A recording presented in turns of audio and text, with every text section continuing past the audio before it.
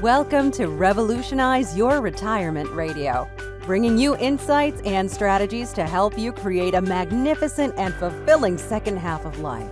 Here's your host, certified professional retirement coach and best-selling author, Dr. Dorian Mintzer. I want to welcome everybody to my fourth Tuesday Revolutionize Your Retirement Interview with Expert series. I'm Dorian Mintzer, owner of Revolutionize Retirement, and your host or hostess for today. So let me tell you a little about Gregg, and first I'll start off with that I've had the pleasure of meeting Gregg on 3 occasions and hearing him speak. Once at the Positive Aging Conference, once at the Saging International Conference, and then just ironically last weekend, he was the keynote speaker in Portland, Maine at a really wonderful conference on boomers. And I was presenting a workshop up there, and so I had the chance on 2 occasions to hear Gregg. We, of course, planned this a while ago, so I didn't know I was going to just see him and hear him present a week ago. But I'm delighted to have him with us, and I think you're really in for a treat for those of you who haven't heard him and or haven't read his book. So let me just tell you a tiny bit about Gregg before we start. So Gregg Levoy is author of Callings, which is Finding and Following an Authentic Life, and it was rated among the top 20 career publications by the Workforce Information Group. And his new book, or newer book, published in 2015, is Vital Signs, The Nature and Nurture of Passion. He's the former behavioral specialist at USA Today and a regular blogger for Psychology Today. He's presented at a number of international conferences, as I mentioned to you, and he's been a frequent guest of the media, including ABC TV, CNN, NPR, and PBS. He's a former adjunct professor of journalism at the University of New Mexico and a former columnist and reporter for USA Today and the Cincinnati Enquirer. And he's written for the New York Times Magazine, Washington Post, Omni, Psychology Today, Fast Company, Reader's Digest, and many other books, many other media outlets. And so, without further ado, I want to just welcome you, Gregg. I'm so delighted, we're so delighted to have you be part of the call. Wonderful. And I thought maybe you could share, we could start with just sharing your book. First book on Callings is the Finding Passion in a Way in the Work. And then you've moved into this more wonderful general book about just living a passionate life. So I thought maybe you could just share a little of what got you interested in this, and then we can really focus on passion. There's so much talk about passion these days. So welcome. Thank you. Yeah, what got me interested in it? I think I've had a lifelong fascination with how people create a life that really belongs to them and isn't a knockoff or a hand-me-down and isn't a pale imitation of a truly passionate life. It's just, for some reason, always been a fascination of mine, and I suppose it explains both of my books. I also had a conversation with somebody recently. This may be under the too much information category in terms of your question. Go for it. But, go for it. I had a conversation. I'm sorry? I said just go for it. Share. Okay, yeah. I had a conversation with somebody recently about the fact that when I was growing up, me and my twin brother were put on Ritalin. And that was very popular back in the 50s. And I think it was more mother's little helper. I'm not entirely sure that either one of us were particularly AD or ADHD, but she was overwhelmed. She had 3 boys. She preferred a career to motherhood. And I think the Ritalin was more for her than for us. But in this conversation with a friend about it, she said, I wonder if that doesn't explain both of your books. Because both of the books are really about reclaiming a sense of passion and authenticity. And I think what she was getting at was that I have a chip on my shoulder about having my natural exuberances suppressed for other people's convenience and suppressed from the outside. And I think there may be something to that, which may explain to some degree why I've got this lifelong fascination with living a passionate life and being authentic and expressing yourself the way you need to express yourself in this life to feel fulfilled. So that's what comes to me in responding to your question. That's so interesting. I didn't know that about that being a motivator for you, but that makes so much sense. Yeah. Just that during the course of our life of really wanting to either nourish it or find it in the first place. So that's really interesting. And of course, there's multitudes of ways that each one of us as individuals come up against the barriers to authenticity and expressiveness and vitality. That just really being one of them and one of the early ones. But I think all the time we're coming up against the voices, whether from outside or inside, that say, keep a lid on it. No, I think you're absolutely right. So let's just start getting into kind of what passion's about. There is so much talk lately about passion, whether it's from business, leadership, coaching, education, aging, relationships. Why do you think now, 21st century, and maybe particularly currently in this world we're living in, why there's so much emphasis on passion? Here's one of my theories. Some people may think this is out in left field, but left field is still technically in the ballpark. But I think that to some degree all these conversations about passion, and you mentioned teaching. Teachers talk about passion-based learning. People in the business world and leadership positions talk about passion of the explorer. That's a term that the Deloitte company came up with to explain a characteristic that's they were saying apparently largely missing in the corporate world. So there's a lot of talk about it, and I think part of it is that it is the flip side of our current cultural fascination with zombies and vampires. And I don't mean that to be flip. There have been something like 50,000 books written about those two subjects in the last 20 years alone, and over 500 movies and television shows. And I think this is our collective anxiety, our collective fear of being, one, sucked of our life force, and two, left in a catatonic state by the culture we've created, and sometimes the individual lives we've created. And I don't think it's a coincidence that every culture's got a word for vampire. This is a creature or a force that's so needy that it sucks the life out of others. And so I think what this fascination with passion is, to some degree, looking for an antidote to a culture that drains our energies and distracts us, word that means to be pulled apart, distracts us from our vitalities and our life force. And I think there's a connection there.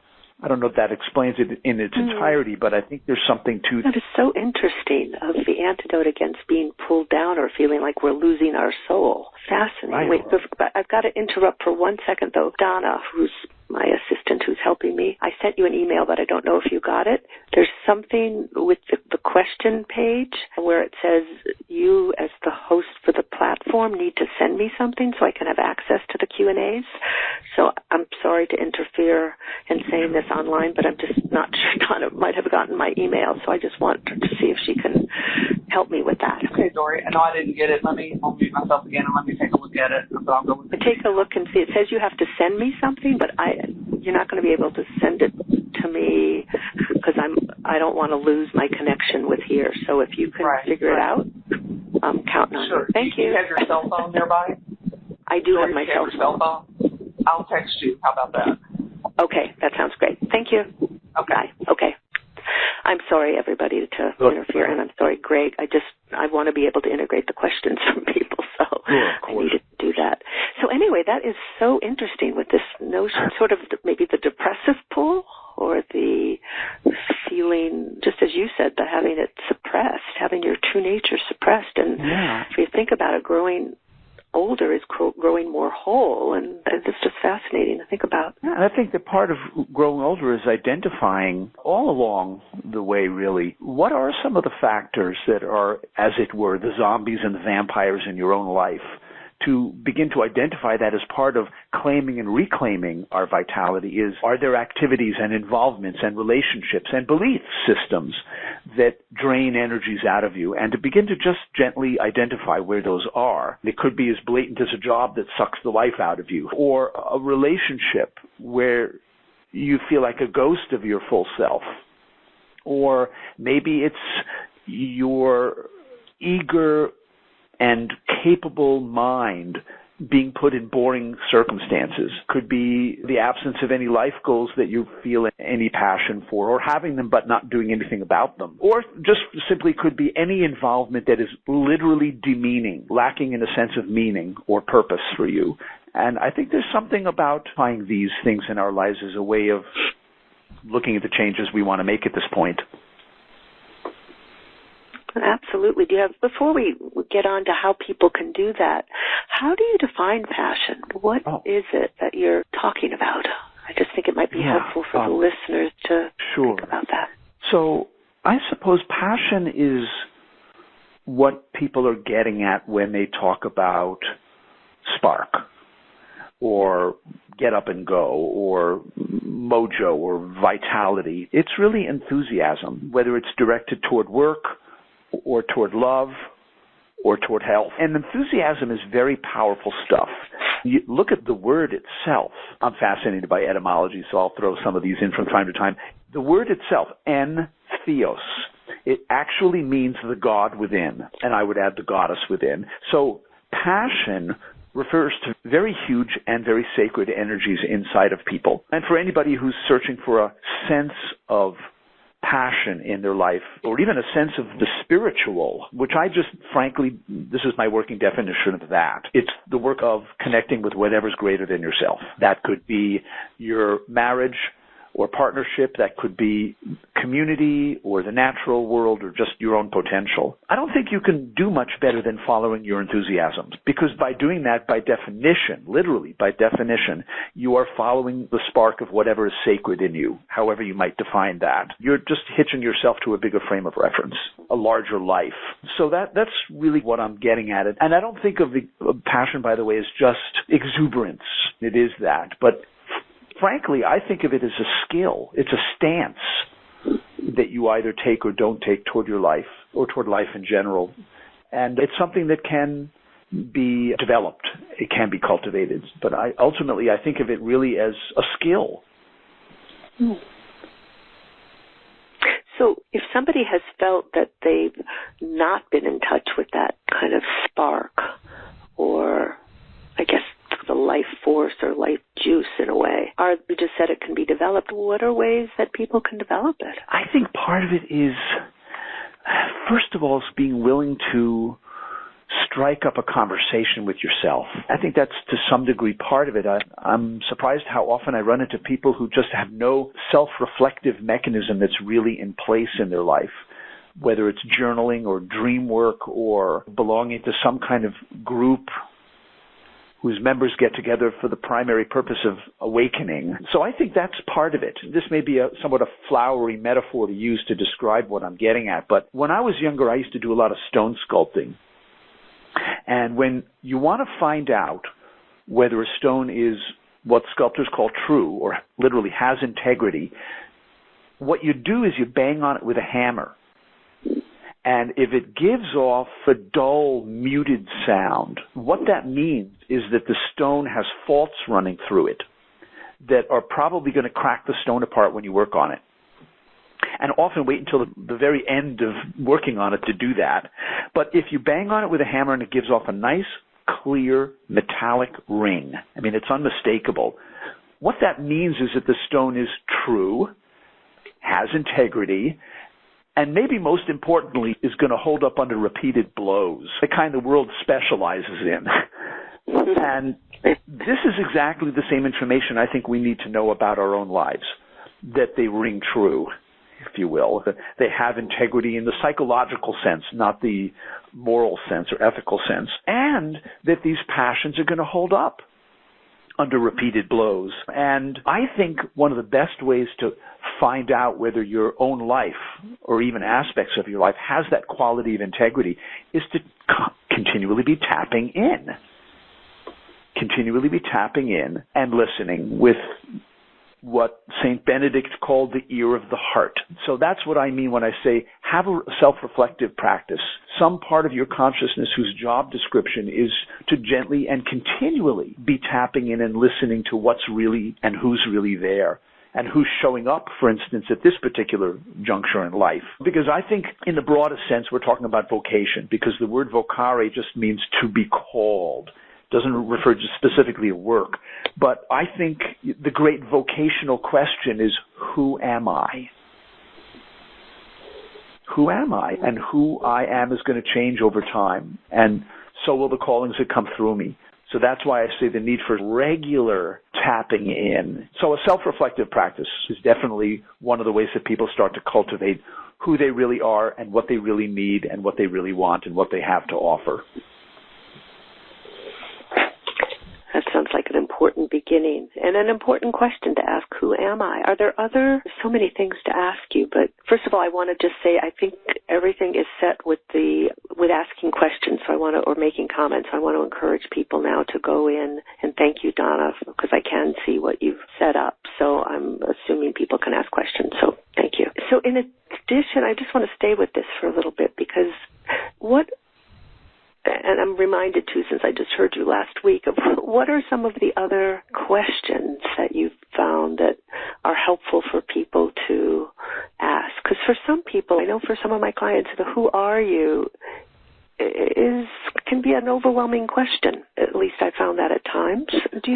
Can you offer a little more of what are some other additional questions that might help somebody discover the who are you in the heartfelt sense? Yeah, I think that in any given moment throughout the day, let's put it this way, throughout the day, there are moments where you can either make a growth choice or a fear choice, or take a little risk or stay with what's secure and safe and known and familiar. And I think I have found it useful to just begin to identify for myself these little moments of choice where during any given day I can act on a curiosity, ask somebody a question that may make them squirm just a little, or decide which of two books on a bookshelf I really feel like ordering. Maybe it's the more expensive one, or just ways of putting a little bit of novelty into my day, which I wouldn't normally do. Or when somebody even asks me how I'm doing, to tell them how I'm really doing. So little acts of authenticity, or the willingness to follow my real fascinations or my real curiosities or my real sense of authenticity or integrity in a moment. And I think that something about identifying those little switches helps me tune into where I make growth choices versus security choices. And I think that's one of the primary dynamics for people in terms of identifying and acting on their sense of passion in life, is seeing how often we make the security choice over the growth choice or the passion choice. It's just been one of my observations for myself and other people and my clients as well, that people tend to choose security over passion when given the choice. It's easier. It takes less work. It's less scary. But you do that chronically, and that's how it's like the novelist Annie Dillard said, the way we spend our days is the way we spend our lives. And you can find that decades go by and that habit has just become the way that your life is turning out. And I think that passion asks us to take risks. It asks us, of course, to step out of the comfort zone, but I don't believe in shorting yourself out with that project. I believe in lots of little small steps in building muscles. And so that's something that comes to me, is looking for the little choice points in any given day where you can say, I can either take a little risk here, or I can do the status quo, same old. It's very helpful. I mentioned this at the Second Act conference, is this idea of generating little bits of novelty in the course of your day is a terrific pick-me-up, and frankly a corrective for habits and routines and sometimes just the mind-numbing kinds of sameness that life can have. And little things like sitting at a different side of the breakfast table than the one you're used to sitting at, or buying something you've never bought before when you go to the grocery store, or even just rearranging a piece of furniture in your house. Just little ways of finding novelty. When you go to the store or you drive to work, take a slightly different road than the one you're always used to taking. So there's just something about embedding a little bit of novelty into your days that can really be revitalizing. That's a great suggestion. It plays into what I know you talk about both in your book and when you've spoken about trying to cultivate that sort of sense of curiosity of what would it be like if I did that versus that. Or Exactly. Yeah, the curiosity thing. I once heard somebody describe that as the master skill. I was struck by that. Is just never losing your sense of curiosity, never feeling like you've seen it all and done it all and there's nothing new under the sun. This couldn't possibly be the case. But something about the willingness to continue cultivating curiosity. I don't know if I ever mentioned this to you anywhere along the line, but the reason I'm such a big fan of doing that is that I was taught that as a kid, and it's been my primary skill as a teacher and a reporter, which is asking questions. And I learned this at the altar of my father's knee because he had a game that he invented that was his favorite game to play with me and my two brothers while we were growing up, and it was called the Alien Game. And the way it worked is he was an alien from another planet, and which we had suspected, frankly, all along. And we were his guides on Earth. And we went out into the neighborhood, we went into the city, we went down by the shore, and he would ask questions about the planet that he saw, and we had to try to explain it to him. So he would say, what are the white formations that move through your atmosphere? And we'd, of course, say, clouds. He'd say, what are they composed of? And we'd say, water. And he'd say, how does it get up there? And what holds it up if water's heavier than air? And so this was the Alien Game. And half an afternoon would go by while we Earthlings tried to figure out how it gets up there and what holds it up and what makes it move. And that taught me the skill of asking questions and being curious and never taking life for granted, which is terribly easy to do when you've been around 30, 40, 50, 60, 70 years. It's so easy to fall into the same old trap. And I just think that being willing to act on curiosity is a master skill in terms of bringing you back to life and reminding you how utterly amazing this all is.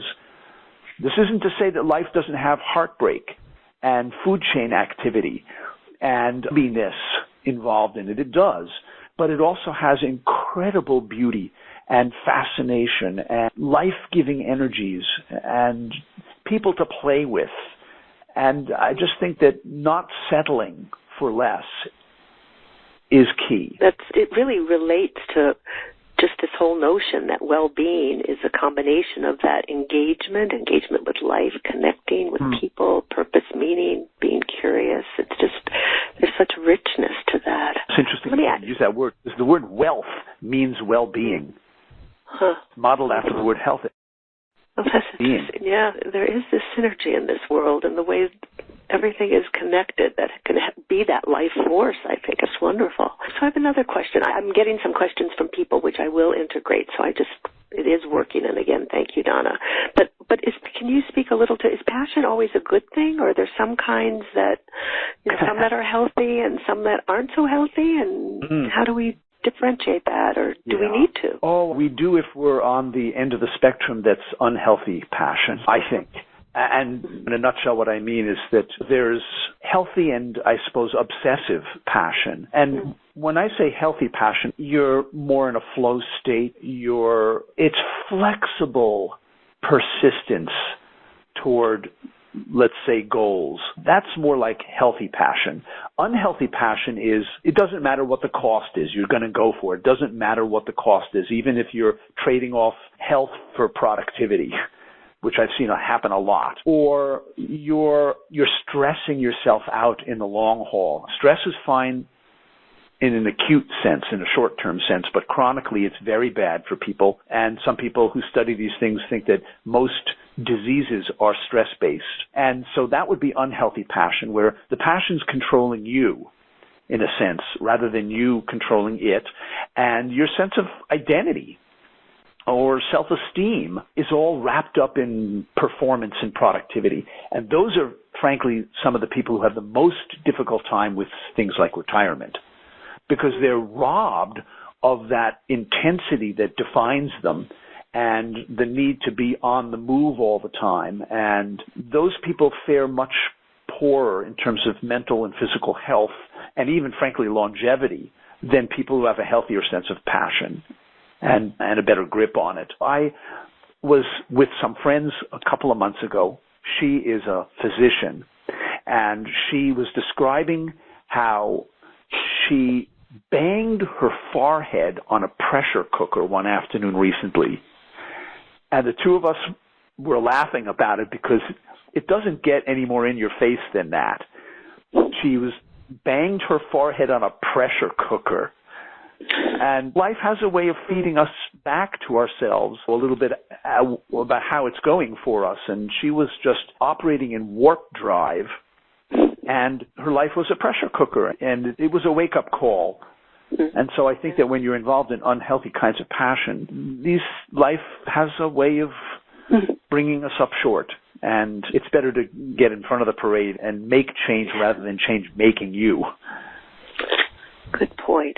Did she, just with her for a minute, and then I do want to integrate some of these questions now because they're relating to what you're saying, but did this person, sometimes people can have a wake-up call and don't relate to it. That's such a wonderful metaphor, being in a pressure cooker and hitting your head against a pressure cooker.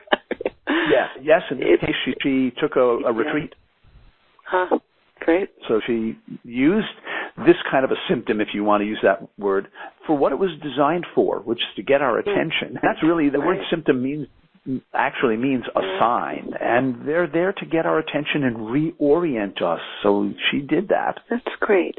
So I want to ask a question. There's somebody who doesn't really want to be identified, but it ties into what you're saying. And so what would you suggest to, so this is the opposite when other people are wanting someone to have a wake-up call and they haven't had a wake-up call, or at least that's how I'm reading the question. What would you suggest to a middle-aged man whose long-time authentic passion is playing video games, which seem to others in his life as an escapist addiction that actually drains life force and engagement with the larger world? What would I say to the man who's involved in the video games? I guess to the man and or maybe to the people around them. So this man isn't an experience. It sounds like in the question this man isn't experiencing it as draining him, but people around him feel that this addiction to the video games is draining the life force and engagement with others away. And so I guess it's a dual question of what would you say maybe to the man, but also to the people who are concerned about this man. Yeah, I'll start with the second category, the people who are concerned about him. This follows on the heels of something I just shared. Right. I would suggest that they think like an alien. And not immediately rush to judgment. And it's easy to do with stuff like that. But think like an alien in the sense of, that's curious. Wonder why he's doing that. Leave judgment out of it. Just approach as if you were a scientist. And this is a phenomenon you've never run across. And my dad used to say this because he was at heart a scientist. He used to say the great phrase in science, the one that heralds new discoveries, is not eureka. It's, that's funny. And that's what I would suggest is just approach with inquisitiveness rather than accusativeness, if that's a word, and wonder or even ask what this involvement is about for him, what he gets out of it, what joys or that he feels when he's doing it. You see what I'm saying is just approach it with compassion. And some neutrality, just to understand what's going on here. Maybe it is a distraction. Maybe it is a waste of time. But there's a reason that people are involved in anything that they're involved in, whether it's life-giving or life-draining. But it's easy to judge from the outside that an activity like that for a grown-up is somehow life-draining. But maybe he's reconnecting to his teenage self who was immensely impassioned about video games. And it's just, it may be a little off track, but it may be a way of just reconnecting with the sense of something he was once upon a time passionate about. Or maybe he's got some latent skill in video game design. Who knows? I know somebody that's his job. He literally designs video games, teaches in a local school, and so there may be that. It may also be that he is under a spell and he's terrified to find out what he really needs to be doing with his time, and this is a way to distract himself. And we've all done it. I've done it. I'm always catching myself involved in distracting behaviors. And so I guess I'm making a plea for compassion, is what I'm hearing in my response to the question. Yeah. It's easy to feel like we know what's best for the people we love, but we don't necessarily. And that even goes for parents. They felt like they knew what was best for us when they said, don't become a writer, become a lawyer. You're not going to make any money as a writer. And that's a message that I heard. And it was wrong for me. They were doing it because they loved me and they didn't want me to suffer. But it's hard to understand where there's a place where you leave off and the people you love begin, and that it really is a boundary. So I'm just saying, tread compassionately right there. That's a wonderful response, Gregg. I really appreciate that. And it does tie into, as you said, just thinking it's that reflective part of your own life of where you got squelched in a number of ways. And I think we all have been, and to really think about what's it about rather than the judging of another. That's really wonderful. So let me just one more short example of that. I had a conversation with my brother this goes back years, and he had been in a pattern for several decades of being involved with women who had children. And this was a pattern that really ultimately wasn't working for him. And I remember saying something about, I'm going to smack you if you get involved with another woman who's got kids. And an hour later, I called him back and apologized, because I realized, what do I know? Yes, he's my brother, but what do I know that he's not working something out that he needs to work out being involved with women who have kids? And I apologized, and I said, this is really none of my business. And I just wanted to share that because I thought I knew better. And because he was suffering in this situation in the long haul, that he shouldn't be doing it at all. But you don't know ultimately why people are involved in the things they're involved in, and it really pays to inquire deeply before judging. So helpful. And Kim from Chapel Hill has asked a couple of questions, and let me just ask a more recent one of her questions because they both tie in together, which is, how does one find a new passion when their career of 40 years was their passion and they're now retired? Oh, boy, yeah. How do you find a new passion? Okay, yeah, I'm involved in some of this work, even myself. I'm a really big believer in experimentation.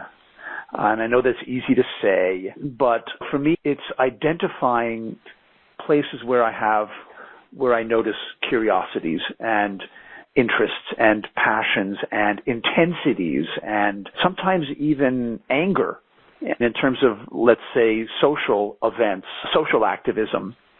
Places where the world drives me crazy.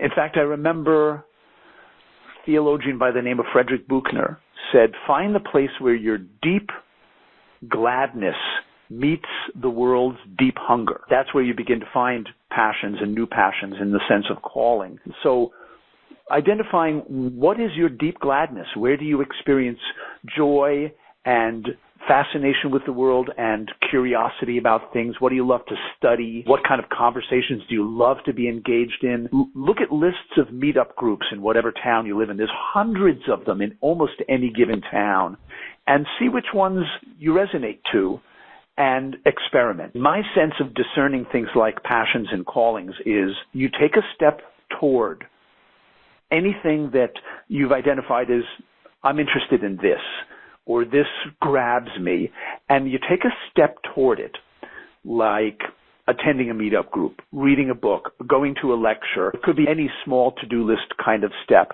And then you look at the feedback that your own life gives to you as a result of moving toward it. How did that feel? Do you feel more excited, less excited? You take another step. Do you feel more engaged and awake or less? You take another step. What does your body say to you in this situation? Or what are your dreams telling you? Or what are your friends telling you? So I think there's something about this call and response arrangement that you set up with your own life where you take steps and then you look at the feedback. And this requires really just taking field notes a lot. about how you're feeling in any given situation and moving toward the ones that engage you and away from the ones that don't. So that's why I say I think experimentation is the better part of valor in this kind of discernment task.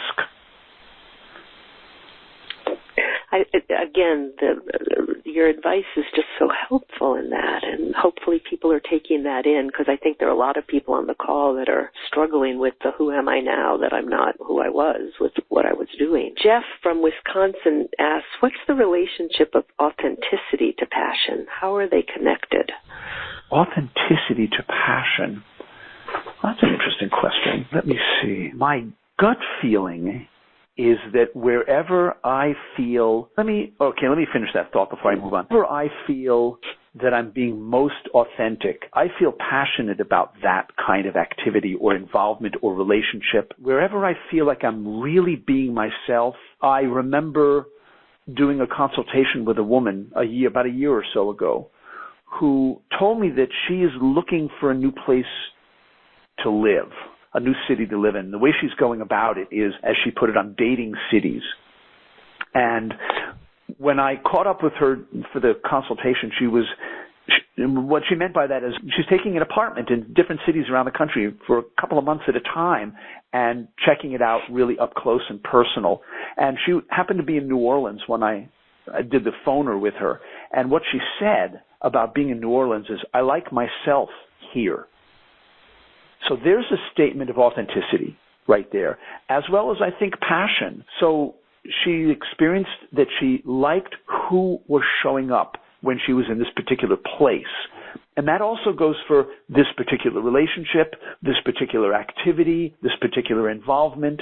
So to begin to identify where you like yourself, what are you doing, and where physically are you, and who are you with, might be a way to really begin to identify both authenticity and passion, because I think they're intimately related. I will say also, just as an aside, for what it's worth, the word passion itself comes from a word that means to. I say that because I want to honor that passion isn't just fun and kicking up your heels and, like I said, joy and exuberance. It is those things, but the fact that it comes from a word that means to suffer means that authenticity is sometimes hard work, and being yourself is an acquired taste.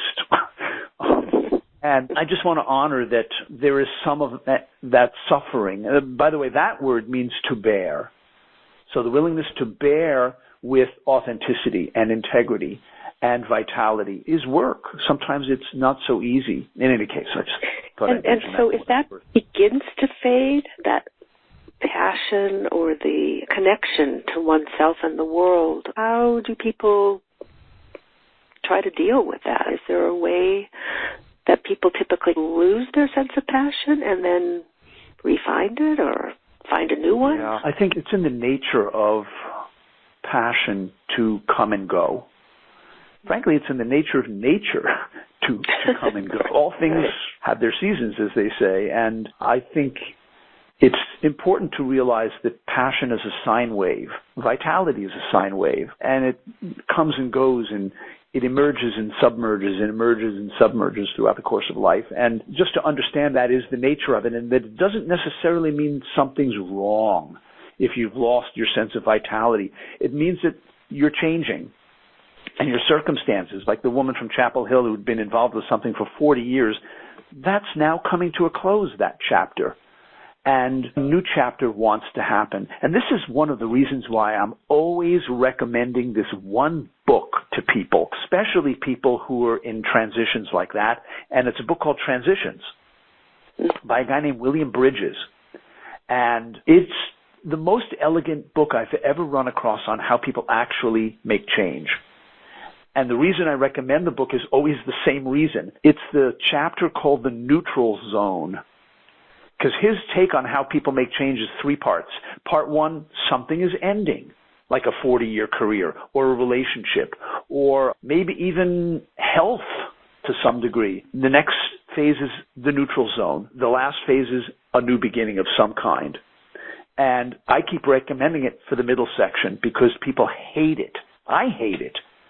The I don't know phase, the who am I, the what do I do now, how do I even answer the question that people ask me at parties? So what do you do if you've retired from a 40-year career? So the neutral zone was a beautiful description of how to use the time in between letting go of one trapeze bar but not grabbing onto the second one yet. It just makes a beautiful, compelling, user-friendly case for how important it is to submit ourselves to the neutral zone. And this is a stinker for people of a certain age.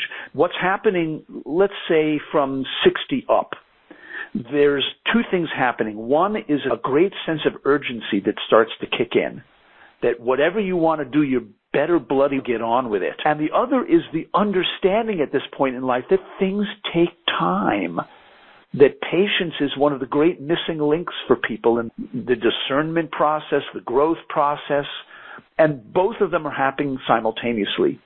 You feel great urgency because time is drawing nigh, and you have a great understanding at this point that things take their time unfolding. And there are neutral zones, and there are times when passion is nowhere to be found, and that you just need to abide by that period and not try to get a fix. Next job, next passion, next relationship, or next home, but to really, again, gently and firmly submit yourself to that neutral zone. I will underscore, Bridget's book is wonderful, and it is so interesting to think about. And I love that metaphor also about the trapeze. And when you think about it in the circus, during that kind of neutral zone between one bar and the other, there's usually a safety net. And I always think it's helpful for people to think about, at this stage of life, what's the safety net that you're building in to support you during that neutral zone. Exactly, which may be, in addition to something financial, it may simply be there's support and then there's support. It could be the love of people who believe in you. It could be community. You know what I'm saying? I think these are important support systems in terms of things like neutral zones in retirement, and not just to think of support solely as a financial matter, and to draw on the power of community to help you identify even what your passions are at this point in life. Don't isolate. Don't try to figure it out all by yourself. You don't need to do that. You alone are, as it were, called, but that doesn't mean you have to figure it out all by yourself. And I think that resourceful people gather their resources around them. In my workshops, I do brainstorming sessions where we demonstrate the role that community plays in the unfolding of an individual person's sense of, let's say, calling. And it's an amazing and very simple process where the focal person tells the group what they want ideas about. And the way that it's phrased in brainstorming is, in how many ways can I? So in how many ways can I be more expressive in my life? In how many ways, as the fellow asked from Wisconsin, can I be more authentic? In how many ways can I make money doing what I love? In how many ways can I work with my own resistance? So then the group brainstorms for 15 or 20 minutes, and the person ends up with a to-do list for 2 months and ideas up the wazoo. And so I just think drawing on the power of communities in various ways is a really good way to support yourself in figuring out what's next. Another wonderful point. You're bringing up so many wonderful ones. And Karen from Minneapolis says, I love the reference to the neutral zone because you're right. It's a hard time in our lives, and we don't want to be there. Thanks for the reminder. Wonderful. Wanted You're welcome. to share that. So it ties in with what you're talking about, and you always have wonderful use of words, but you do in your book also talk about the importance, and you referred to it, about the sense of time and the urgency, not taking things for granted, needing to be patient. And I know in your book you talk about the importance of really coming to terms with our own mortality, because that's part of what I think helps us hopefully stay vital and alive to the end. I just wonder if you could speak to that, because I think it's such an important area. Yeah, I used to pull my punches more around that question, maybe partly because I was doing a lot of presentations for many years in the university college setting, and it didn't seem appropriate to talk about something that was so far over the horizon line, frankly, until Virginia Tech hit the fan. And the very year that that shooting happened, I was invited to that campus, and the woman who brought me there said, "You can talk about mortality with this bunch, And now more days I can address that, but I don't feel that way anymore, that I have to pull my punches around that question. And especially with some of the audiences that I'm now coming more into contact with as a result of the Vital Signs book, which are the 50 and up. So I have a sense, and I'm now in my 60s, that it is imperative for me to consult my death, frankly, in making decisions and choices and life paths and priorities, is consult my own death, because it tunes out a lot of static when I understand that I have a use-by date and I don't know when it is. I'm assuming I'm going to live a statistical life and maybe into my 80s, but I don't know that for a fact. And so a gentle, regular reminder that my time is limited and I'm going to be dead a million years just helps me attune to what I really want to say in this moment, what I really want to have happen in this conversation, what choice I really want to make for how to spend my time on this day, to say nothing of the larger choices like what kind of work or what kind of contributions do I want to make, what gifts do I need to act on before the clock strikes 12. And so I remember interviewing a woman years ago for a series of profiles I did for the paper. This would be the Cincinnati Enquirer, on people who were told they've got 6 months to live. And I wanted to know what that experience was like. And I remember her saying that her cancer diagnosis, of all things, was the best thing that ever happened to her. And when I asked her what she could possibly mean by that, like of all the things that could happen to a person in the course of a human life, that cancer could be the best. And she said to me that, I'm no longer trapped by life. My passions and my loves are finally released. And she said, I'm free to speak my mind. I'm free to follow my heart. And this was the phrase that just amazed me when she said it. And I'm free to rearrange my priorities so that they are no longer an insult to the brevity and the preciousness of life.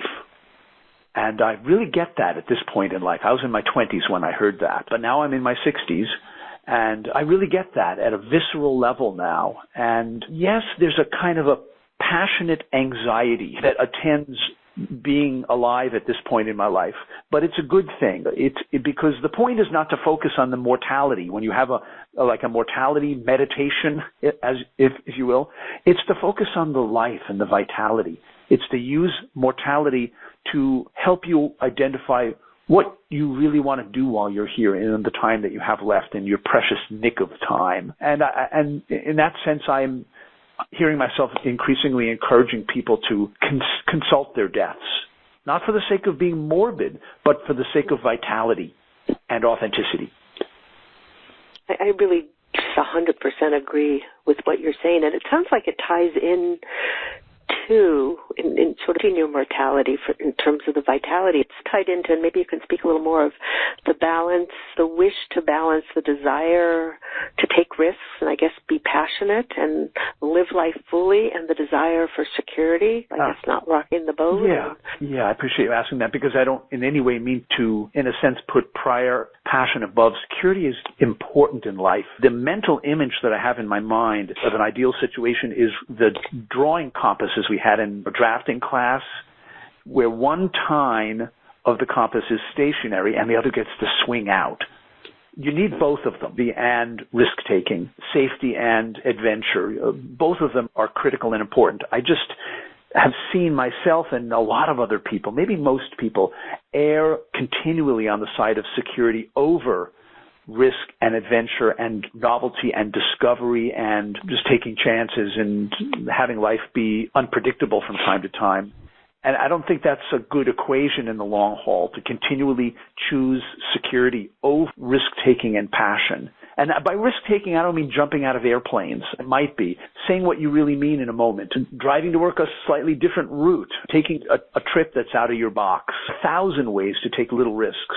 But I just hate to see us get into a situation where we're continually settling for safety over adventure, frankly. And by adventure, again, I don't mean heading off across the Sahara Desert with a camel. The word adventure means something about to happen, as in Advent, celebrating the birth of Jesus Christ. adventure means something about to happen. It's about a sense of excitement and anticipation. So bundle that stuff into your day-to-day, week-to-week, month-to-month, year-to-year life, that you always have something on your calendar that gives you the experience of excited anticipation. That's one of the, when I say, as opposed to safety and security and control all the time. Because they have their place, and they're wonderful, and we like the status quo, but not at the cost of living out loud. Wonderful. And expressing your gifts and your truths and your power and your voice while you have the chance. Because life is short and death is long. True. I actually hope you don't mind. I've got a little code to add to that question of hers. Okay, good. Just because when you repeated the question, it made me realize that this is something I want to add about what do you do when you've had a career for 40 years and you're looking for what's next. I personally believe, and I don't mean to sound melodramatic in any way, even though I tend to err toward that, with situations in life like that, to some degree, I think grief work is in order, because 40 years is a long time to be doing something, and the sense of identity you've built up around it, the sense of security, the sense of this is who I am, maybe the lifestyle to which you became accustomed, all of that is not something you can just flick a switch and you're on to the next thing. And when I say grief work, that's part of, I think maybe part of even the neutral zone to some degree. After endings, there's a sense of loss. Right. And I think it's important for us to honor what we've lost or what we've chosen to let go of or what's no longer in our life. And so acknowledging that you feel a sense of loss is part of moving into whatever the new gains will be. So I just thought I'd mention that. Absolutely. It's part of, I think it is. And there needs to be time and permission, I think, to do the grieving in order to move through the neutral zone. Right. And to get to a new beginning. So again, Karen from Minneapolis says, consult my death as I look at my priorities. How very bold and what a huge leap, but what a great way to get to my authenticity in life, as you mentioned about the woman who was more free because of cancer. Right. So that's more a statement rather than a question. And Meg from Boston says, because she tends to see things through the lens of legacy, she says, it strikes me that modeling authentic passion, risk-taking, compassion, consulting death as a way to sharpen our discernment, basically everything you've been talking about is a valuable legacy that we can leave. Oh, absolutely. Absolutely. So is this the Meg that I know from Boston? Yes. It is. Meg from Boston. She's written Legacies of the Heart. There aren't other questions. I did get the address of the person that I'm going to send you for the book. But what other, you talked some about this, but let me ask it again, and then it will be tying into kind of what other takeaways or what other things that come to your mind from the questions that will be important for people. But what steps can people take to get their passion back if they've lost it? Really what you've been talking about is this real important paradigm shift about aging, that it's not all downhill. And part of what I'm hearing so much in it is embracing these years and keeping the vitality. For some people, it's this hard struggle because, as you say, that knowledge of our expire date gets in the way for some, not for others. And so what steps can people take, particularly, I guess, if they've experienced some of the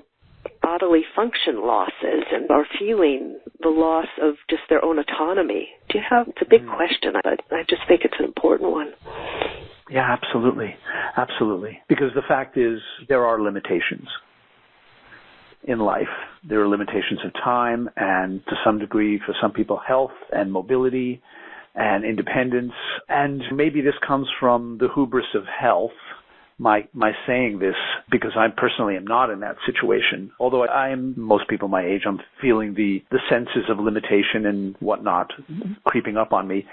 But I just sense that there are always passions in there, even if it's writing letters to my congressperson or getting involved with organizations that I can at least drive to. There's so many ways to participate in the world, and I think that's a big part of what passion is really about, is just engagement. And as I know from some people who are in my circle of acquaintances and friends, you don't necessarily need health to be engaged. You need health to climb, but not to write letters and not to show up at meetup groups and not to speak your mind and not to mentor and not to be an elder. There's lots of ways of doing that don't necessarily rely on you being mobile. And I think that's obviously one of the tasks at this 50 and up zone is, what does it mean to be an elder? How do I give back?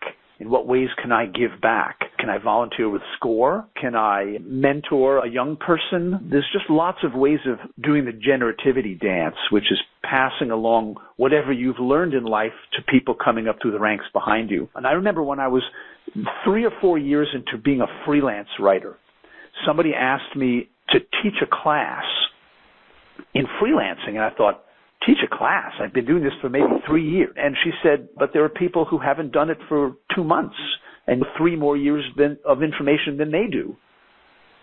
And that reframed the whole thing for me. As you are on your path, certainly at this age, you've learned life lessons. Maybe you've got skills from that 40-year career that you can pass on. And I just think that there's always ways of engaging and to find out what those are.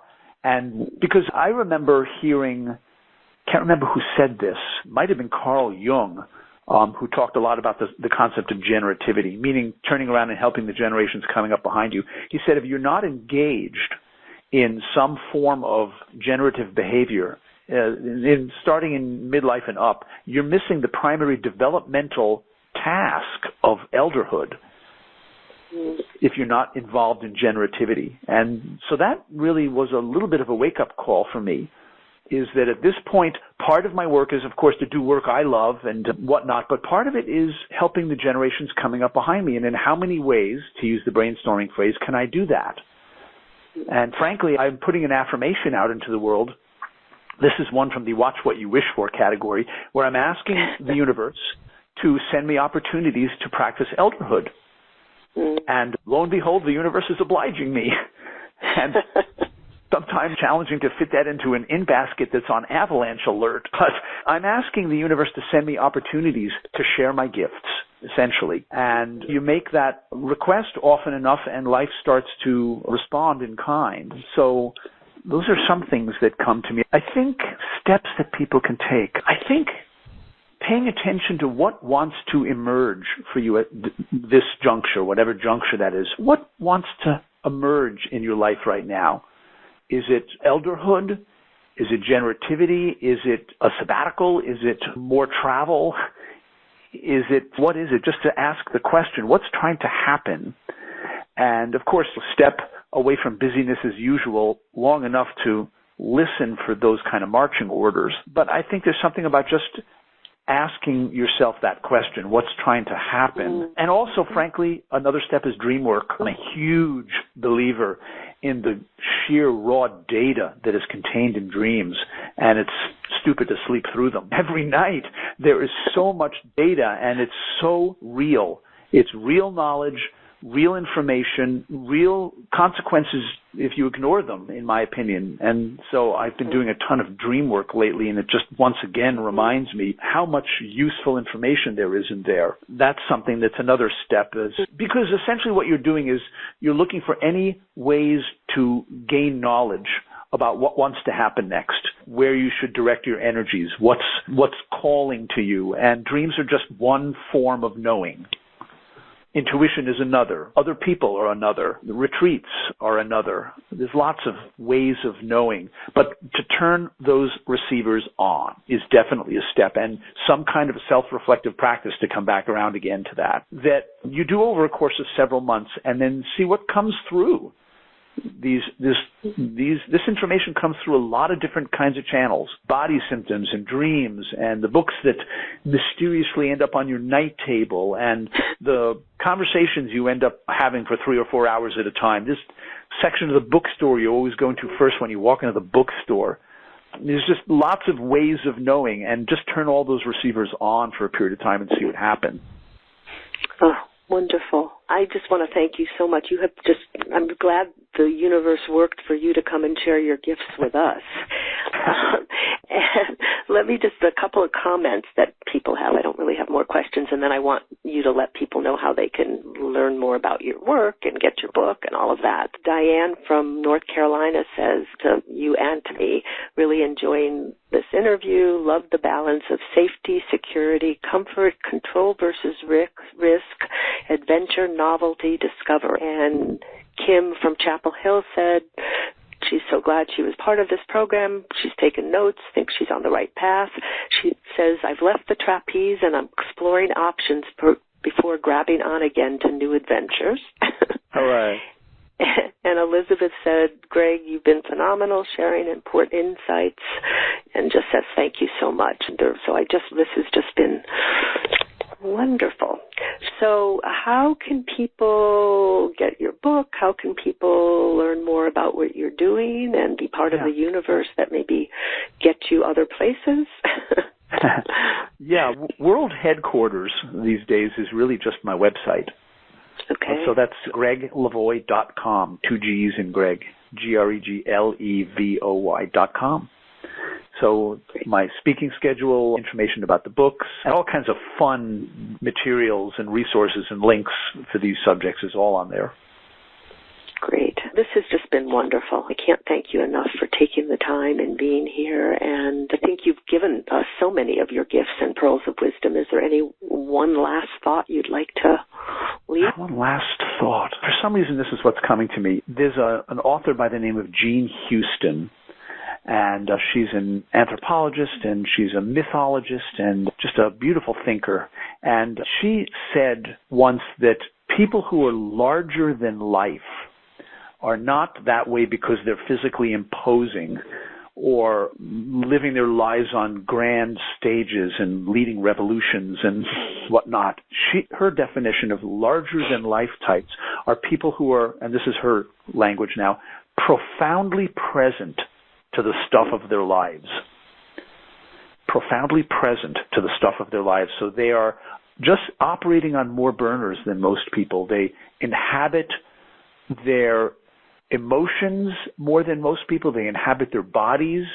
They are curious and novelty seekers. They are just cooking on more burners. And I just thought of that because that's a lot of what my work is about. And I think this conversation about passion is about is being larger than life is being profoundly present to whatever comes up, the good, the bad, and the ugly, the new beginnings, the neutral zones and the endings, all the emotions from one end of the spectrum to the other. It's just about being present and having those receivers turned into the on position. Gregg, thank you again. This has been wonderful and great. Thank you. Thanks again. Thank everybody for all their wonderful questions and comments. Yeah, thank you to all of you, and thank you to you, Gregg, and take care. You've been listening to Revolutionize Your Retirement Radio with Dr. Dorian Mintzer. To learn more about the resources mentioned on today's show, listen to past episodes, or download our free retirement transition guide, visit revolutionizeyourretirementradio.com.